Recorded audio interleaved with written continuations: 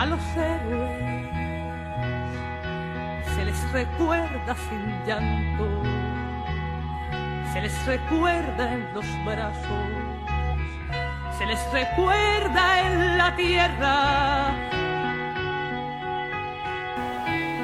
Buenas, nos volvemos a encontrar en este espacio que desde el tributo y la memoria nos acerca a la figura de Fidel, a través de la visión de nuestros entrevistados.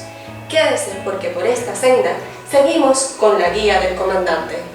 En esta ocasión, nuestra entrevistada es la doctorante Maylene Celia Fernández Morejón, jefa del Departamento de Historia de la Universidad de Camagüey. Maylene, buenas, bienvenida a nuestro espacio. Buenas, muchas gracias por la invitación. Maylene, cuéntanos cuál fue tu primer acercamiento a la figura de Fidel.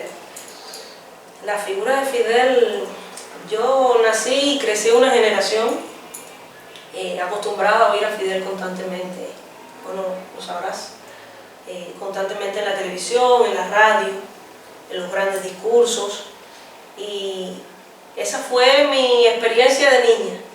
Cuando ya estábamos terminando la primaria, recuerdo que empezó aquella batalla por el regreso de Elian, y el comandante evidentemente jugó un papel fundamental. Fue el impulsor, aquella persona que no perdió la esperanza en que Elian retornara. Y recuerdo muy bien la mesa redonda donde sale el comandante con la doctora en psicología Patricia Arés, donde se hizo todo un análisis del caso de Elian.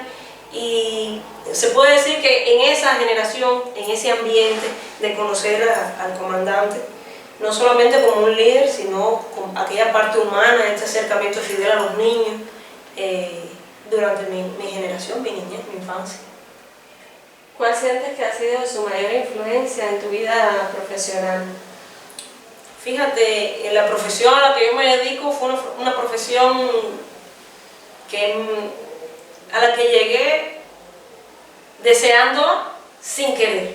Desde niña, no me lo vas a creer, quise ser arqueóloga, y precisamente ya en el creciendo en las formaciones vocacionales, fue que nos dijeron que para ser arqueólogo primero hay que ser historiador. Y casualmente después de las pruebas de ingreso, historia estaba en mi segunda o mi tercera opción, no recuerdo ahora exactamente. Y recuerdo que todo el mundo me empezó a llamar a la casa, mis conocidos: oye, te llegó historia, te llegó historia. Y fue una alegría, sobre todo para mis profesores en el sobre todo mis profesores de historia.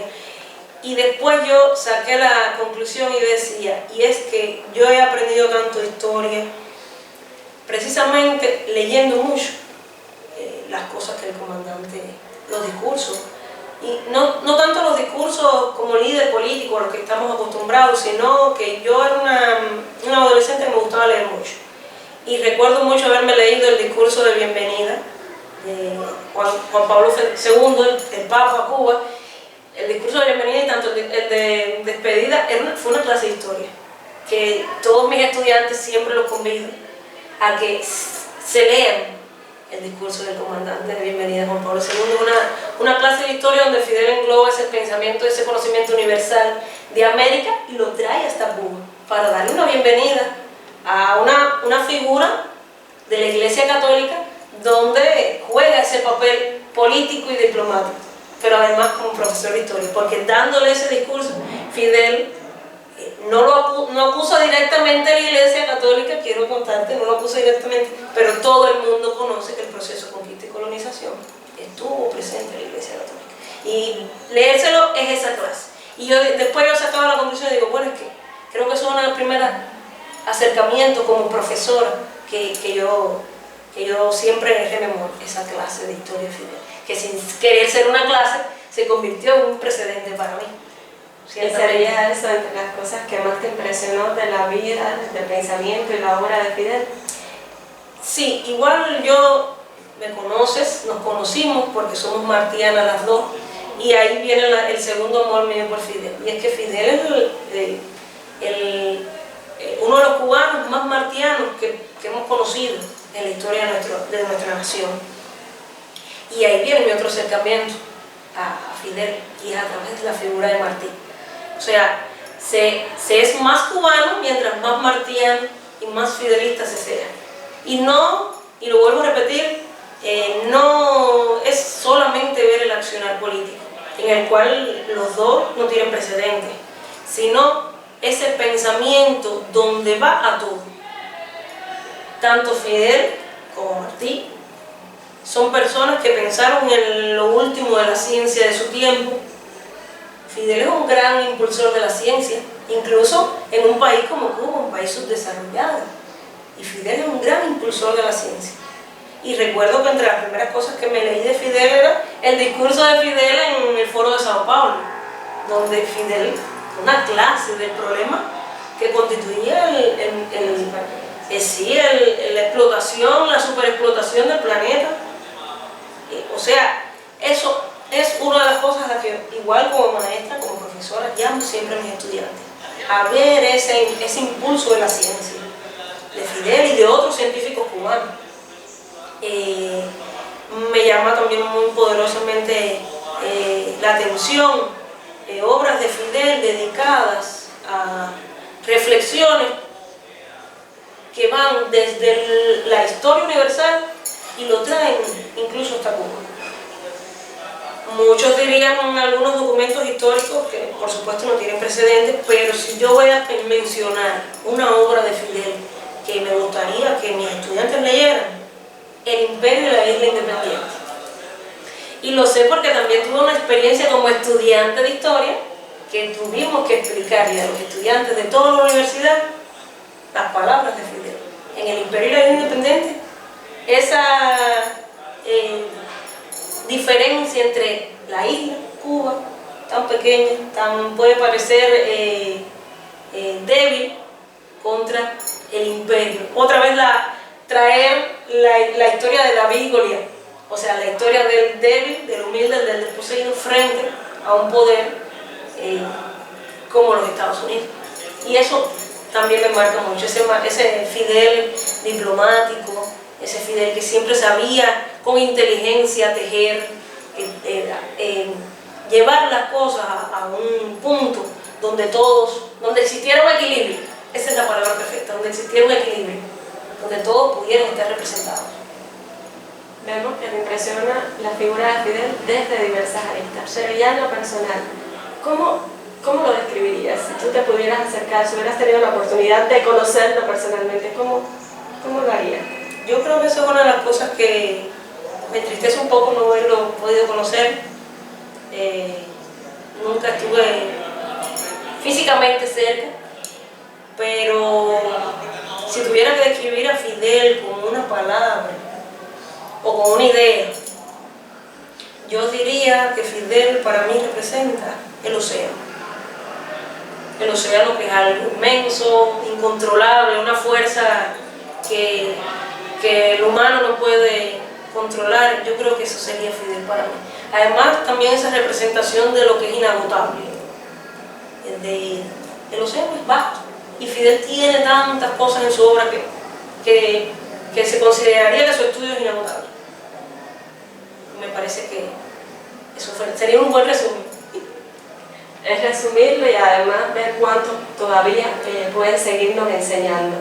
¿Cómo seguir su legado actualmente? Yo creo que la mejor forma de seguir el legado de Fidel sería tratar de acercarnos a ser un poquito como, Fidel es irrepetible. Pero creo que si cada día nos informáramos más, tuviéramos esa concepción que tenía Fidel de tener un conocimiento de la ciencia, de tener valores éticos y morales que desgraciadamente tal vez el entorno en el que vivimos no siempre es el más favorable, pero Fidel es uno de los mayores impulsores a esa autosuperación de los pueblos, de las personas.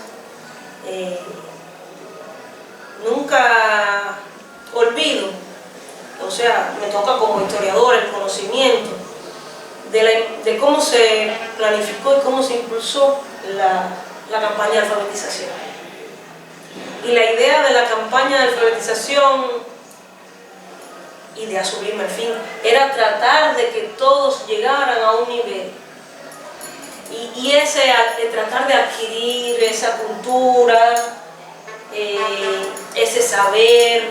Hay personas que con poco nivel educacional son muy sabios por la experiencia de vida, y es precisamente eso. Yo creo que sería lo que más, la forma más cercana a comportarnos como Fidel. Tratar de tener ese conjunto de valores éticos y morales, tratar de todos los días superarnos, tener un conocimiento de lo que hacemos, de nuestra tarea diaria. Si eres economista, tratar de tener un conocimiento económico, buscar la solución.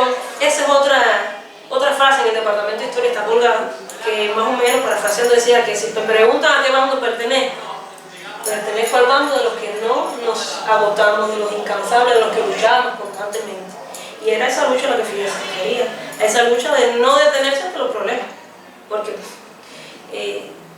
los humanos, la humanidad, las civilizaciones siempre se desarrollan en busca de solucionar esos problemas, en busca de solucionar los problemas que tenemos.